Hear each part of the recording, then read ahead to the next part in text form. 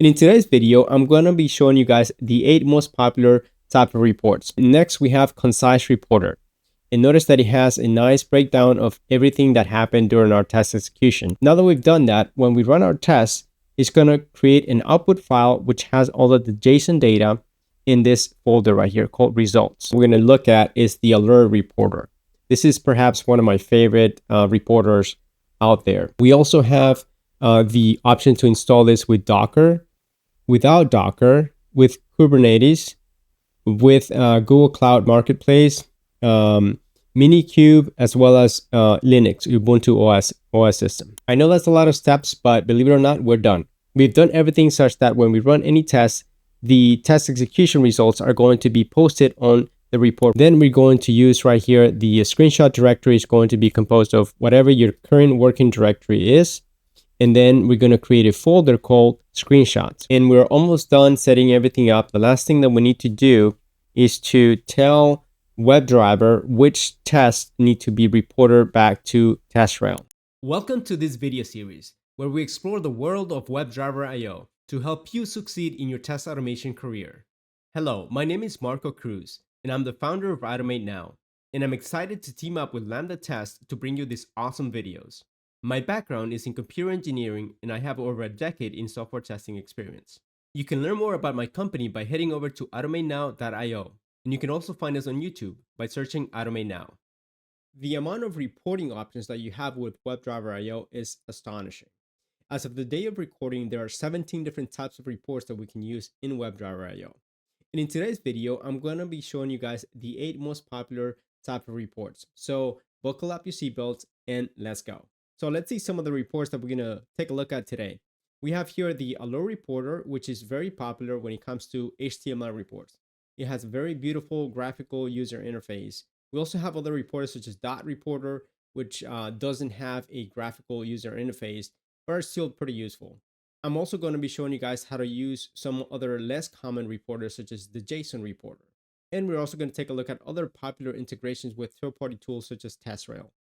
All right, so enough talking. Let's go ahead and take a look at the first reporter, the Dot Reporter. Here I am on the WebDriverIO documentation page, and we have here the different reporters. As I mentioned earlier, there's a lot of them here. Here's the Dot Reporter. All right, so if we click on this, it's pretty simple. This is what the UI looks like.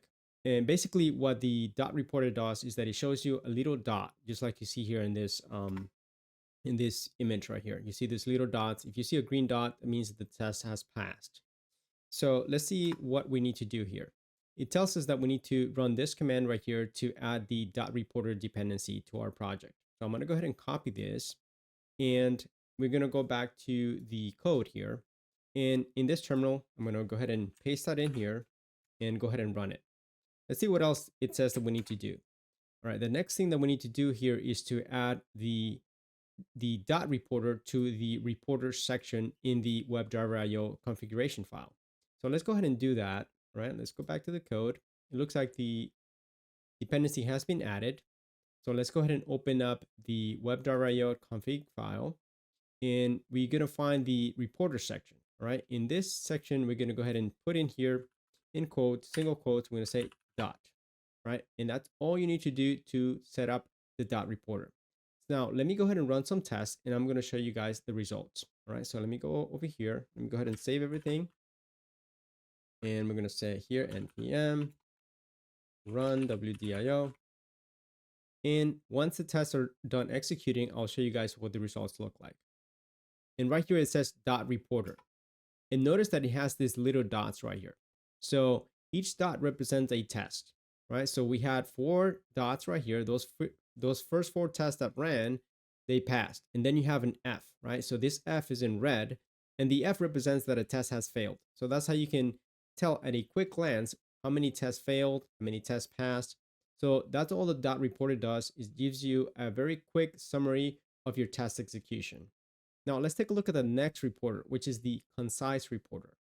And the Concise Reporter is pretty straightforward as well. This documentation says that we need to run this command right here, and we also need to add concise to our reporter list. All right, so let's go ahead and copy this command right here, and we're going to go back to the code, and let's go ahead and run it. All right, so now that that's done, let's go ahead and add the Concise Reporter here. So all I'm going to do here, instead of deleting this dot reporter, I can leave it there and have both reports show up, the dot and the Concise Reporter. So I'm simply going to add a comma here and add Concise right here. All right, so let's go ahead and save it and run some tests so that I can show you what the difference is between the dot and the Concise Reporter. Our test execution is complete. And here we're going to scroll up here so we can take a look at what the reports look like. All right, so here we have the dot reporter that we saw earlier. And next we have Concise Reporter. And notice that it has a nice breakdown of everything that happened during our test execution. This right here says all went well. That means that test passed. Here you have a test that failed and it tells you, gives you an explanation of what it was expecting, what the error was, etc. And you can see more information here of the other tests that executed. So that's it for the Concise Reporter. Let's take a look at the Spec Reporter next. And here we have the Spec Reporter, and this is what it will look like in the terminal. And down here, we're going to find the command that we need to run to set up Spec Reporter. All right, so let's go ahead and copy this command. After we run that command, we're going to need to add spec to our reporter list. All right, so let's go ahead and do that. First, we'll run the command to add it as a dependency. While that is running, I'm going to go over here and add the new reporter, right? So I'm going to add a comma here. I'm going to say spec, and I'm going to save everything and run some tests. Once the tests are done, I'm going to come back and show you guys the spec report. My tests are done executing now. Let me show you the report. Here we have the 6 tests passed, 1 failed once again. I'm going to scroll up here to where it says Spec Reporter.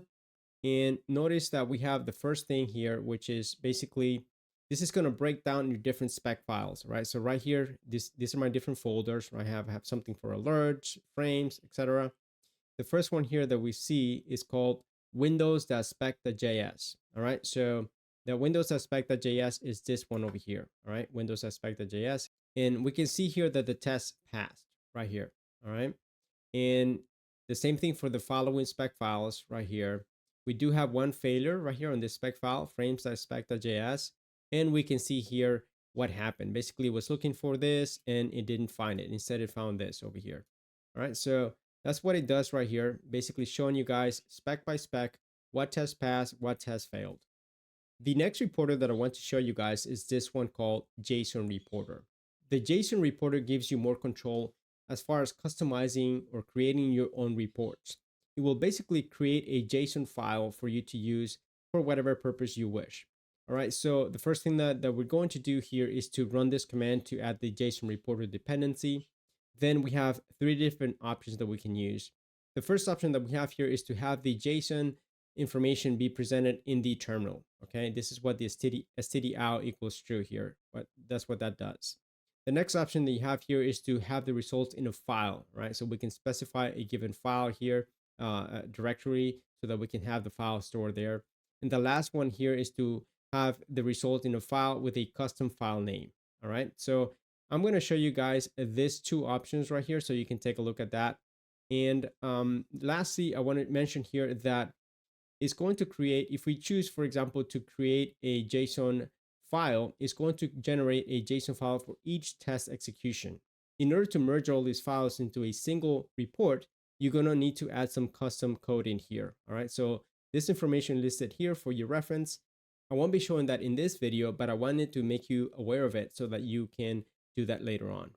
All right, so let's go up here. Let's go ahead and copy this code and let's run that. All right, so let me paste it in here and run that. The next thing that I'm going to do here is going to copy this right here. All right, and then I'm going to go back. Let me go ahead and delete all these other reports for now, and I'm going to go ahead and paste this one right there. All right, so this, what it's going to do is going to execute the test, whatever test I have, and show me the results within this terminal here. Let's go ahead and do that. So my tests are done running, and as you can see here, we have a lot of JSON information right here. Let me scroll up. So here we have the JSON reporter, and this is all of the JSON information from our test execution. This is probably not as useful. So what I'm going to show you next is how to put all of this into a file. So let's go back over here, and we're going to take a look at this, which says to create an output directory. Let me just go ahead and copy all of this right here. And let's go back to the code up here. And we're going to paste it right in there. All right. Now that we've done that, when we run our test, it's going to create an output file which has all of the JSON data in this folder right here called results. Let me go ahead and rerun this. So my tests are done executing. And what you're going to notice now is that we have a new folder right here called results. All right. Obviously, you can name this whatever you want. You can actually put it wherever you want. This is just saying that it's going to be in the current directory in the results folder, right? If one doesn't exist, it's going to create it. All right. So assuming that you want it here, you're going to find this results folder, and inside of it, you're going to find all of the JSON files, right? For each of the tests that ran. So I have 7 tests, so I have 7 files right here. All right. So if I click on any of these files, you're going to notice that all I have inside there is the same JSON data that we saw earlier, right? And in here, you're going to have when the test ran, when it ended, how long it took to run, etc. And as I mentioned earlier, if you don't want to have this individual reports, which you probably don't, and you want to create a single report, a single JSON file, there is some customization that you can do, as I showed you earlier in the website. So just make note of that if you want to create a single report. The next reporter that I want to show you guys is this one, the HTML reporter. Right, this one here, it's a third-party package, and there's a GitHub link right here to the GitHub project. And in here, you're going to find some sample code that you can use. And we also have here the NPM link for it right here. All right, so if we take a look at it here, it just says that we need to essentially just add this code right here or something similar to this. We're going to be using some of it. I already have some code that I'm ready to use. One thing to note here is that this reporter does not aggregate all the reports. In other words, it's going to create a separate report for each test suite that you have. All right, so here's some code that you can use for that. We're not going to get into these details right now, but just keep this in mind. All right, so let's go ahead and install this. I'm going to head over to the NPM area. One thing that I noticed here is that when I try to use the latest version, you go here to the versions area, 8.1.7 is the latest. That didn't seem to work for me, so I went down to the 8.1.6, and that did provide the report for me. So just keep that in mind. In case the report doesn't come out when you're using the latest version, you may want to try one of the earlier versions to see how that's going. All right. So I'm going to use 1.6. So let's go ahead and install this one, 1.6. I'm just going to copy this right here. I'm going to need that and go back to the code here. And I'm going to type in npm I for install. And then I'm going to put that in there. And we're going to say at 8.1.6. That's the version that we want. And then we're going to save this as a Dave dependency. All right, let's go ahead and hit enter here. And the next thing that I need to do is to add the code to the reporter array right here. So let me go ahead and grab that and paste it in here. So let's walk through this code here. So this is necessary right here. We need to say HTML-nice, and then we can provide an output directory. In my case, I want to put it under results folder in the current working directory. The file name that I want to use, this is arbitrary. I've named it HTML-report.html. As long as you have the .html, you're good to go. And I'm going to change the report title to my cool HTML report. All right, so that's all we need to get this set up. Let me go ahead and run some tests, and I'll show you guys what the report looks like. My tests are done executing, and now you're going to see that there's a new folder here that was created, results. So let's go ahead and expand that. You notice in here that we have both HTML and some JSON files as well. The one we're going to look at is these HTML files. That's where the report is. The thing that you will notice here is that there's multiple HTML files. The reason for that is, like, as I explained earlier, this reporter creates by default a separate HTML file for each of the test suites. So if I have here 7 suites right here, we have, for example, alerts test spec.js. So it's basically creating a different file for each one of these suites that ran. All right, each one of those spec files that ran. That's why you see 7 here. Just remember what I said earlier. There's some custom code that you can use. Just refer to the website in order to generate a single report. Basically, compile all of these into a single report. All right, so I'm going to show you guys the results here. Let's open up one of these. I'm going to right click, and I'm going to go here to open in default browser. Before I do that, let me show you something. In case you don't see this option to open in default browser, there's an extension that you can use. So you can go here to the extensions area and click on that. And you're going to search for this extension called Open in Browser, right? So this extension is the one that's going to allow you to open HTML files within a VS Code. All right, so just go ahead and install that in case you don't have it yet. So I already have it. So I'm going to go back over here and open up this report, right click and open in default browser. And here you can see the report that was generated. It has my custom text right here for the title. And we can see here, I didn't specify a browser, but that's another option that you can add in there. And here you can see when it started, when it ended, how long it took to run, right? The test suite. And we can see more information as far as how many tests passed and failed, etc. This is the spec file that ran in this case. And we can see more information about the test in here. And that's it for the HTML reporter. As you guys can see, it is very different from compared to the one that we're looking at the terminal in the terminal, like the dot reporter or the spec reporter. This is a much nicer GUI that you have here with this HTML layout. And before I close on this HTML reporter, I wanted to refer you guys to this great article by LambdaTest. It's called How to Generate HTML Reports with WebDriverIO. You can learn more at this URL right here. And basically right here, you're going to find a lot of information on different configurations that you can do with the HTML reporter. If we click on this link right here, you're going to see all the tutorials or all of the info that you need in order to customize the reporter even further. The next reporter that we're going to look at is the Allure Reporter. This is perhaps one of my favorite reporters out there. And this one here is by Allure. And if we click on this here, it's going to take us to this website, the Allure website. Let me go ahead and make this a little bit bigger so you guys can see better. This is what the UI looks like this is an HTML-based report, by the way. And here we have different information on how to set it up. This is supported by different frameworks. As you can see here, it has a lot of support across the board, not just WebDriverIO, but other testing frameworks, as you can see right here. All right, so we're going to go ahead and get started installing this reporter. And I'm going to show you guys how to look at the reports in this Allure Reporter. And let us begin by installing the reporter here. Okay, we're going to add this dependency. Let's go ahead and copy that, go to the code and paste that in here. All right. Once that's done, let's go to the reports array and we're going to add this new reporter right in here. All right, so the information that we need here is going to look something like this. We have here the Allure Reporter, and you can specify an output directory. There is no need to say // like this, by the way. It automatically knows where to put this Allure results or whatever you want to name that folder. It's going to add it to your default directory right here, all right, or to your root directory. All right, so once we have that set up, I'm going to go ahead and run some tests once again, and we're going to take a look at the new reports. The tests are done executing, and notice that we have a new folder here called Allure Results. Let me go ahead and expand this. You'll notice that all that we have in here is a bunch of text files.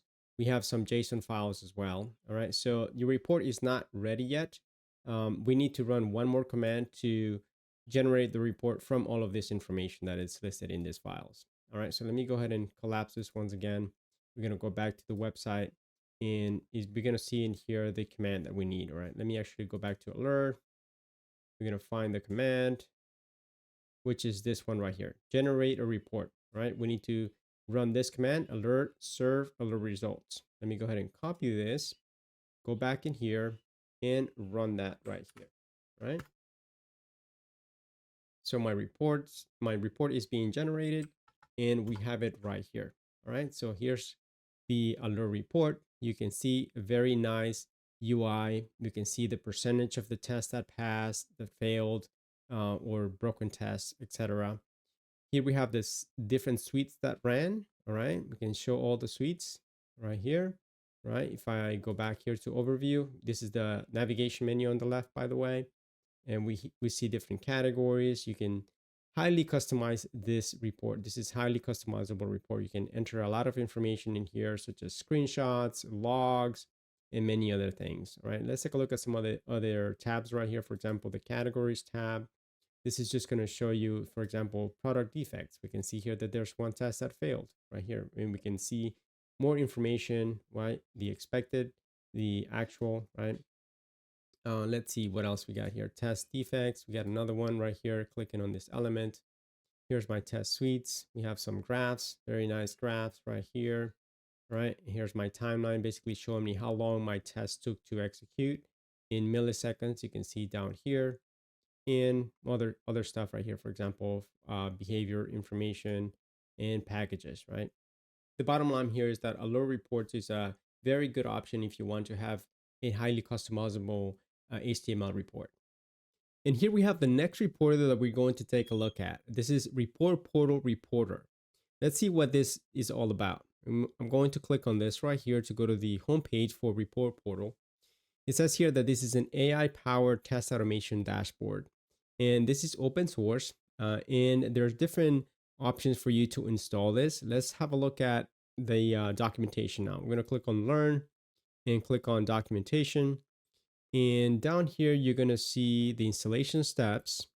Notice that we have different options for installing Report Portal. So we have here hardware requirements. So you can take a look at those, which we can see right here. Let me make this a little bit bigger. All right. And if you look through here, you're going to learn more about the requirements that you will need for this. We also have the option to install this with Docker, without Docker, with Kubernetes, with Google Cloud Marketplace, Minikube, as well as Linux, Ubuntu OS system. All right, so with our setup, we're going to use Docker. All right, I'm going to show you guys how to use this using Docker. Let's go ahead and first, I'm going to click on this right here. It says here that I need to have Docker as well as Docker Compose. As you may know, Docker allows you to run a single container, while Docker Compose allows you to use multiple containers and be controlled as if it were one. So if I just click on this first one here that says Docker, it's going to take me here. I'm on Windows right now, and it says that I can download the Docker desktop. So the Docker desktop includes Docker Compose. All right, so you get Docker as well as Docker Compose. So all we need to do is click on this and download it. So if you don't have this installed yet, just go ahead and download it and run the executable. Let's see what else we need to do here. Let me close this out. The next step that you will need to do here, it says to download the latest Report Portal Docker Compose file from here. All right, so let's click on this right here. And this takes us to this GitHub repo, which is for Report Portal. And this is indeed the Docker Compose YAML file. And what I'm going to do is to click on this right here that says download raw file. All right, I can click on that and download that file, save it anywhere you want on your computer. And let me just show you guys where I put that file. I have a special folder here called Docker under automation. You can put this anywhere you want in your system. So basically, this is the file that you need, the Docker Compose, that YAML file. I'm going to go ahead and open up this file so you guys can see what it looks like. And right here is this Docker Compose file. And notice that there's a lot of information in here.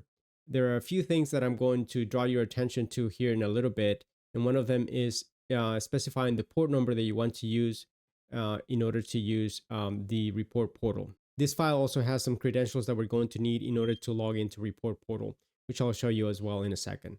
For now, let's go back to the website that we were looking at earlier. And it says that we need to run this right here, which is Docker Compose -p Report Portal app -d force recreate. So this is the command that we need to run. But before I run this command, I want to show you one more thing that we need to do, and that is to add the Report Portal dependency in our project. All right, so let's go back over here. We're going to go to Products and go to Installation. And if we scroll down here, I'm going to find this section right here that deals with integrating with test framework. Okay, in our case, we're using JavaScript and WebDriverIO, this one right here. Okay, so this one basically is going to tell us what we need to do in order to add the dependency. All right, I suggest that you follow this instructions that I'm about to give you instead of reading this documentation here in the WebDriverIO website. Okay, this one has a different way of doing it, which is using this right here. But like I said, I recommend that you follow these other instructions that I'm about to give you. So let me go back over here. And right here, right, this is where we're going to be using right here, report portal agent JavaScript WebDriverIO. So this is a WebDriverIO specific dependency that we're going to use. So let's just go ahead and grab this. All right, I'm going to go ahead and copy this. And now let me go back to my project, and I'm going to use this terminal and type in npm install, and then I'm going to paste that in there, and then we're going to say dash dash save dev. I'm going to save it as a dev dependency. All right, let's go ahead and hit enter, and that's going to install that. So that is done. So at this point, you should have done three things, and that is to get this docker compose.yaml file for report portal. You should have also downloaded and installed Docker. And lastly, you should have added this dependency that we just added for the report portal. By default, report portal uses port number 8080. If for whatever reason you're running something else on your computer that's using up that port, for example, Jenkins is a typical example, you may want to change that port number. In my case, I needed to do that. So let me show you something in this Docker compose file. I'm going to search for port here. And there is a port section right here under gateway. All right. So in this port section, you have, you're going to see something that says 8080:8080. In my case, I changed this 8080 to 8090. Okay. So my port number is going to be 8090. So just to be clear, the number that you want to change is this one right here on the left. You're going to leave the one on the right the way it is. Right. This is the one that you need to change. Just change this to whatever port number you want to use. In my case, I'm using 8090. So I made my change and I saved everything. Now I'm going to go to the location where I downloaded this file, where I put this file, this Docker Compose. So I'm going to go over there and I'm going to open up a terminal. In this case, I'm going to click on this since I'm on Windows, and I'm going to say cmd and press enter. All right. And there is a command that I'm going to need to run here. Let's go ahead and find that command. And we're going to go back to the website here. This is the report portal website, right? Where we're looking at the deployment with Docker. This is going to tell you the command that you need to run, right? So let me go ahead and copy this one right here. Now that we copy this command, we're going to go back to the terminal and we're going to paste that in here. And before I run this, make sure that you have Docker running, okay? So I'm going to go ahead and run Docker, and right here, this is what you should be looking at right now, all right? Your Docker should be running and there should be no containers running at this time, all right? So it's going to look blank right now. Now, let me go ahead and execute this, and I'm going to put this windows side by side so you guys can see what happens when we run that command. Let me move this over here, and then I'm going to press enter. And here we see the containers being spun up, and you can start seeing some action right here. Okay, so the process has finished. You can see here, everything says started or healthy. That's another way, created as well. All right, so let's go back to Docker. And here we have the report portal, which has this option right here. You're going to notice that there's something that says it's going to have this little icon right here for you to launch it. Okay, localhost, and then whatever port number you're specified in the YAML file, in the Docker Compose YAML file. I'm just going to click on this, and what you're going to see is this UI right here. All right, this UI is similar to what we saw when we went over to the website and we went to the report portal website and we said try demo. Okay, this is happening on their system in the cloud, right? So in our case, we're running it locally now, right? So we're not going to be using this. This is a public system that anybody can access. In our case, we're using our own, okay? So let's go back and go switch over here. So this is the one. And the credentials for this, you're going to find within that Docker Compose YAML file. So let me show you where those are. And for that, I'm going to go back to the YAML file in VS Code right here. So let me go ahead and go over here, and I'm going to do a search. I'm going to say password. Okay, let's go ahead and go here, right here. So this is the password that you need. This is earbus. And notice that it says right here, initial password for the super admin user. So it's telling you what the user is going to be. So super admin is what we need, and this is the password. Okay, so let me copy this password. I'm going to go back to report portal, and here I'm just going to type in super admin, and then I'm going to type in my password down here.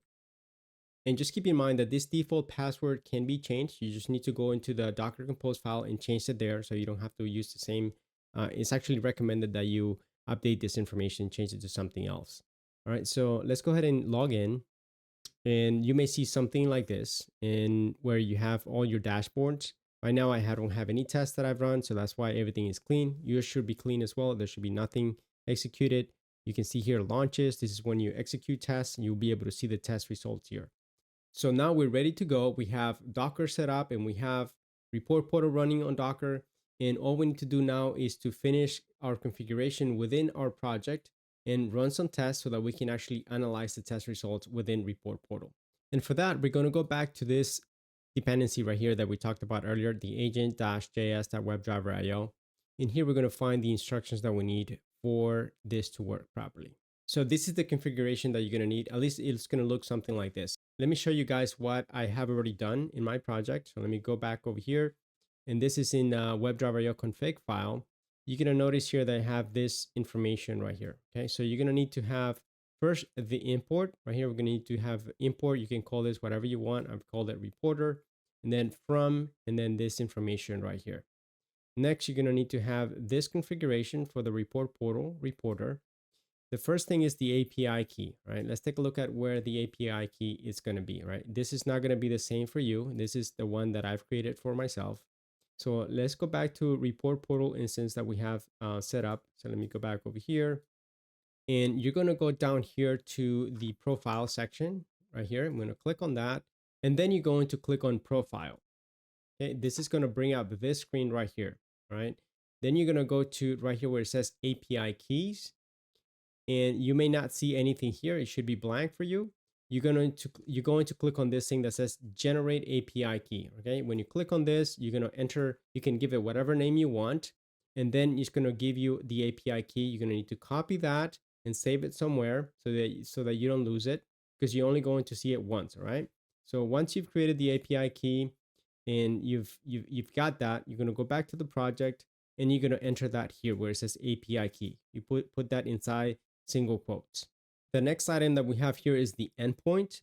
Notice that I have here a URL, which is a local host, and then a port 8090. Again, this port number comes from the Docker Compose file. By default, it's going to be 8080. Okay, so you may not need to change this to 8090. It should just be 8080. But if you have updated the Docker Compose file to some other port, just make sure you note that here. And we say /API and /v1. The next item is project. This project information, again, is going to come here from the Docker Compose. Okay, if I go back over here to, I'm still here in the user profile. If you click on the project assignment, you see here that there's one project and it's called Super Admin Personal. So whatever name you see here, that's what you're going to enter over here in this config area. Okay, Super Admin _ personal. The next thing that I have here is the launch. This can be whatever you want it to be, okay? You can name it whatever you want. In my case, I've just called it my launch. You can also add a description here. I'm just calling it running some tests, right? Once you've done that, then we're going to move on to the next step. So let's go back to the website over here. And it says here that we need to add this thing right here, the reporter and the configuration into the reporters array. So let's go ahead and do that. So let me go back over here to the project, and I'm going to search for my reporters, which is right here. And in my case, it's going to be this information right here, reporter, comma, report portal config. Why have I called this reporter and report portal config? It's because that's what I've declared up here at the beginning of my file right here. I've called this reporter and I've called this report portal config. So whatever those names are, that's what you're going to be entering in this area right here. I know that's a lot of steps, but believe it or not, we're done. We've done everything such that when we run any tests, the test execution results are going to be posted on the report portal. So let's go ahead and run some tests now and see the results in report portal. My tests are done executing now. Let's go back to report portal, and under launches, you're going to click on that. And if it doesn't show anything, there's the refresh button up here that you can click, and you're going to see all the results. In my case, I ran 7 tests. That's why you see here 1 to 7. Okay. Don't worry about the numbers here. This is because I've been running a lot of different tests. That's why it says number 77, 76, but you should be seeing number 1 through 7. All right. So right here, if I click on the first one, it says my launch number 77. You're going to see the name of the test, user registration, and I can click through here. You can see what happened. Does password validation. That's basically the description that I gave the test. All right. So let's go back to another test. Maybe we'll find another test that failed. Let's see over here. All right, let's find another one that may have failed. And I found a test right here, numbers, this one right here that says working with frames. Notice right here, I can see a little bit of the error of what happened, the expected result, the actual result right here. All right, so this is what a typical failure is going to look like. And you can also see here the status of the tests, okay, the start time. So this information, it's good because it tells us what happened during the test execution. But I think it would be even better if we got to see like a screenshot. So let me show you that next, how you can embed a screenshot into this result, into this test report, so you can see what happened during the failure. And we're going to add a little bit more code here in this config file, WebDriverIO config file. Let me go ahead and make some space right here.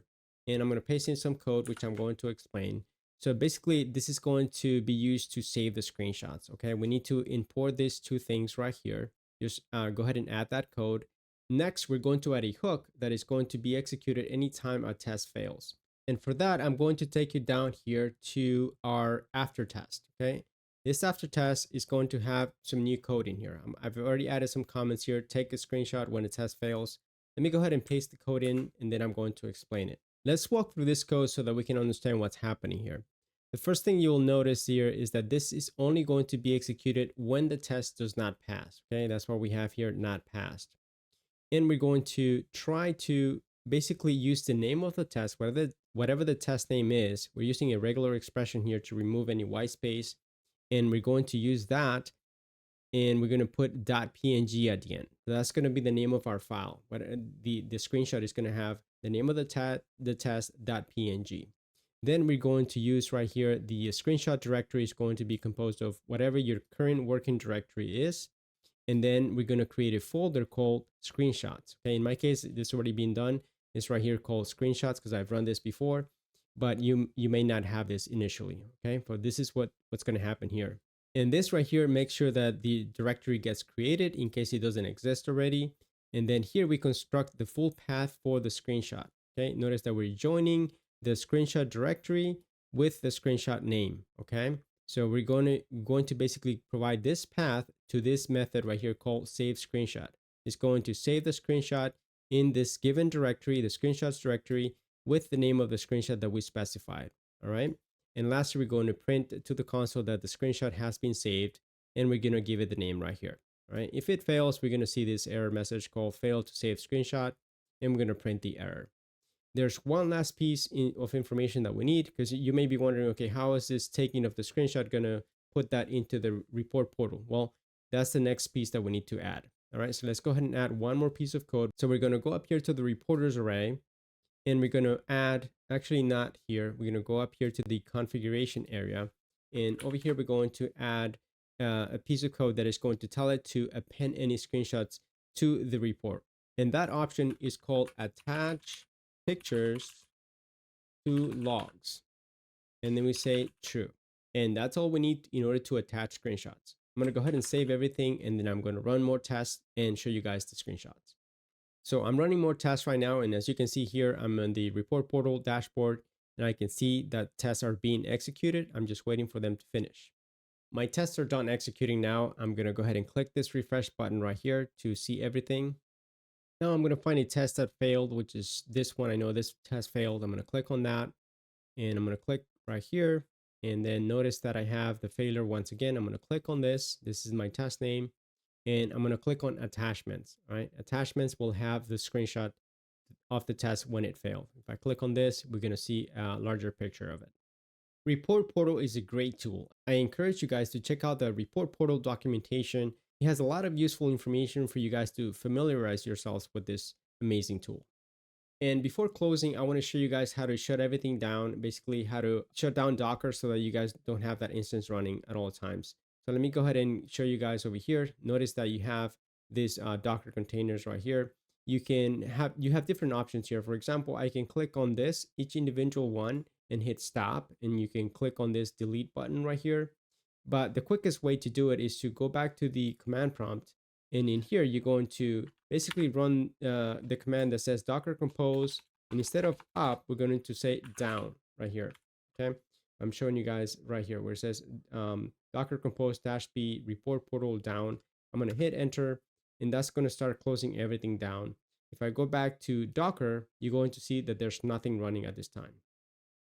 Okay, so we made it to the end of the list of reporters that we're going to cover in this video. And the last one is going to be TestRail. I'm sure many of you guys have seen or have used a TestRail product before. And I'm going to show you guys how you can integrate your WebDriverIO tests so that they can be reported on the TestRail platform. So if you don't have an account yet, you can just click on this button that says try for free. And then you're going to fill out all the information right here and then click create an account. Once you've created your account and logged in, you're going to be greeted with a page that looks something like this, okay, where it says all projects. Let's go ahead and begin setting up some configuration items. First, we're going to go to administration. Then we're going to click on settings or site settings. And then we're going to select API. You're going to need to check this box or make sure that this is checked, enable API. This is what is going to allow WebDriverIO to communicate with TestRail. All right, once you do that, you're going to save settings. And next, you're going to go to whatever your name is over here and click on My Settings. Then you're going to go to API keys. We're going to need to create an API key. I already have an API key here, but let me demo it for you. You're going to click on this thing that says Add Key. And then you can give your key whatever name you want. Let's just say Test and click on Generate Key. This is your API key right here. Make sure you copy that and save it. We're going to be using this later on. All right, I'm just going to cancel for now. The next thing that I'm going to do is to add a project. Okay, let me cancel this.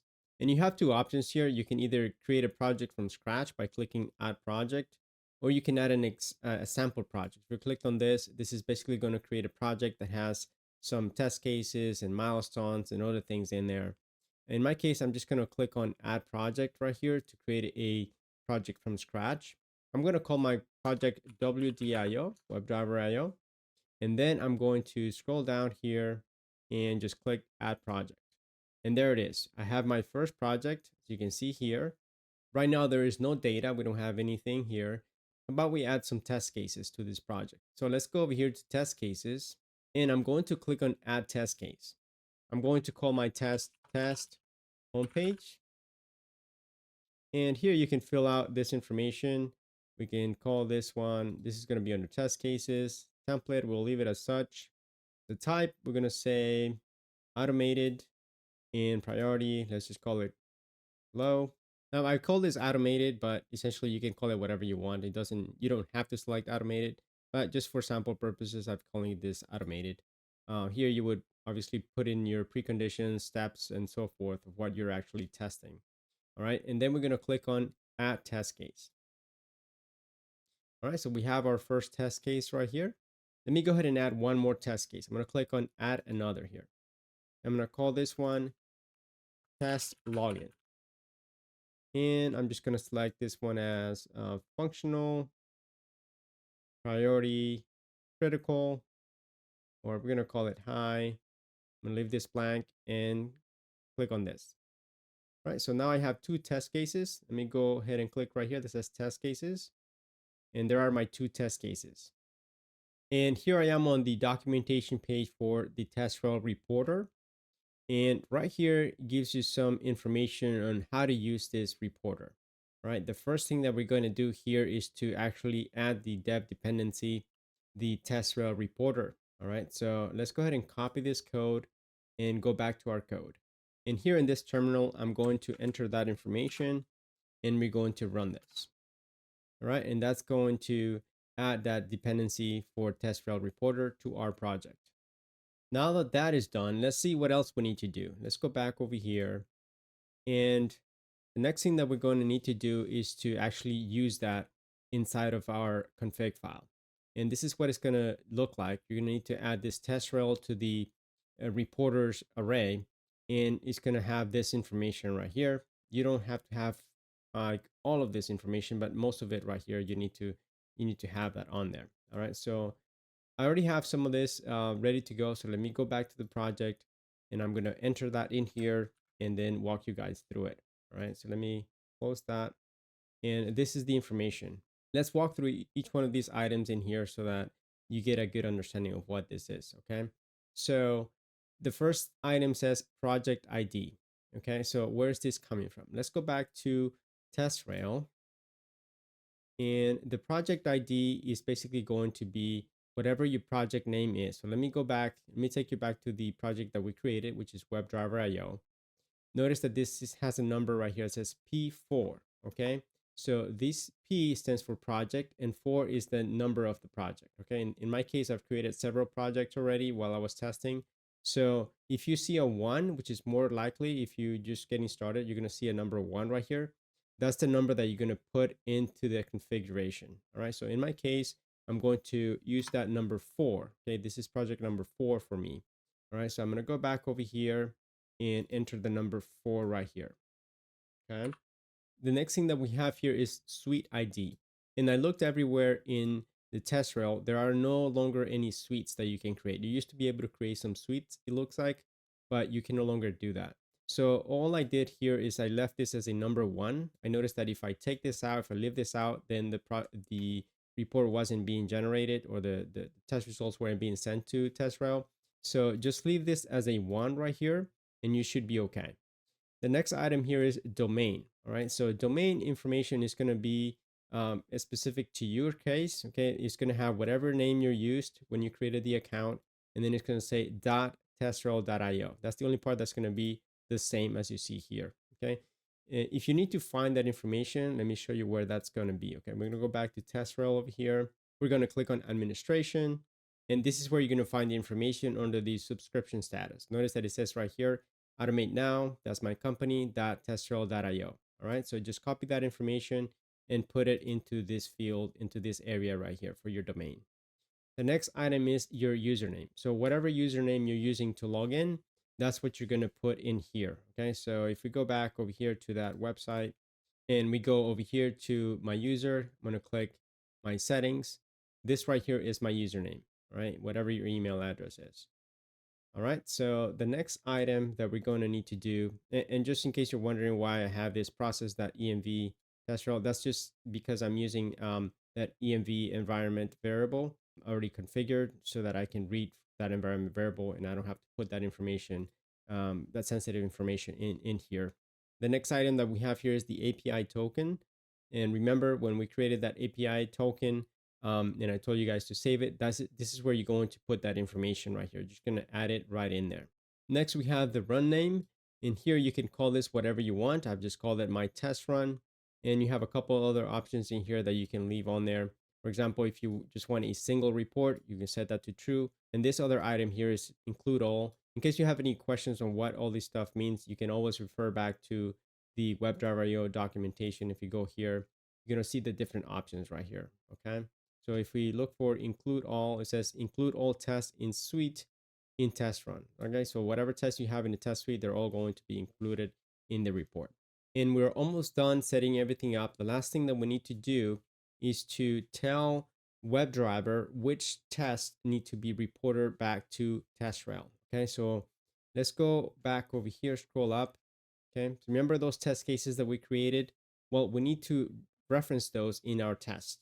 Okay, so for example, right here, it says this right here, C12345 6. So this is an actual test case that we're going to be testing against. All right. So let me go back over here to TestRail.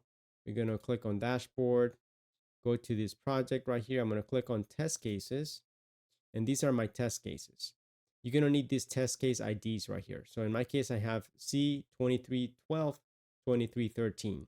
So let's say that I want to run an automated test against one of these test cases. All I need to do is to grab this ID right here, and then I would go to my tests and find a test. For example, let's go to locator spec. So let's say this test right here. I want to associate this test with the test case that's on TestRail. All I need to do is this right here, go in here into the description, and then I'm going to add that test case ID. And that's all I need to do. If I run this test right now, it's going to send the test results to TestRail. Let me go ahead and do that. All right, so my test just got done executing right now. It looks like it passed. Let's go back to TestRail to see what it looks like now. So let me go back to the dashboard and we see here WebDriverIO. Let me go ahead and just click on the project name. And notice that now we have this little line right here. Okay, it says passed. Okay, so we have one test that passed, and that's WebDriverIO sending the test results over to TestRail. And here we have the test run. I called it my test run. I can click on this one here, and I can see here the test information. It says 50% passed. The reason for that is because I have two tests, okay, but only one got executed. I can see here that this one passed and this one was not tested. What if you wanted to test all of them? In order to do that, we're going to need to grab the test ID for this one right here, okay? Don't grab this ID. Notice that this one starts with a T. This is an actual test execution. We need to go to test cases over here, okay, for the login and find this test login, okay? Let me go to test cases, this test login, all right? It should start with the letter C. That's your test case. So let's copy this ID right here. And then let's go back to the code. And we're going to go over here to this locators spec file. And then you could add it right here. Just put a space and add that right in there. All right. So now this test is going to test two different things on TestRail. It's going to test both of those scenarios in TestRail. If you had a separate test, you could also do that. Okay. You can put C2312 or whatever the test ID is for this test right here.